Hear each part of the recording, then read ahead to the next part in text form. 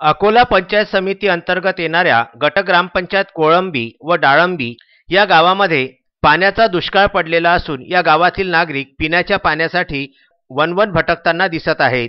गावाच्या बाहेर 2 किलोमीटर असलेल्या विहिरी या विहिरीवर पाणी आणण्यासाठी राष्ट्रीय महामार्ग क्रमांक 6 हा रस्ता पूर्णपणे पार करावा लागतो। डाळंबी गावातील नागरिक हे गरीब असल्यामुळे त्याचा फायदा ग्रामसेवक सरपंच यांनी घेतला आहे। या अगोदर सरपंच व ग्रामसेवक यांनी दोघांनी मिळून लाखो रुपयांचा भ्रष्टाचार केलेला असल्याचा आरोप सुद्धा त्यांच्यावरती आहे।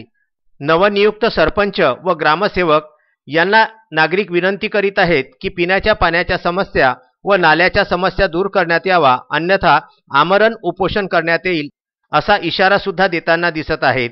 तरी सरपंच व ग्रामसेवक यांनी डाळंबी गावातील जनतेचा आक्रोश ऐकावा व बरेच दिवसापासून बंद पडलेले सरकारी हातपंप सुरू करावेत व दुरुस्त करण्यात यावी अशी विनंती दोन्ही गावातील नागरिक करताना दिसून येत आहेत।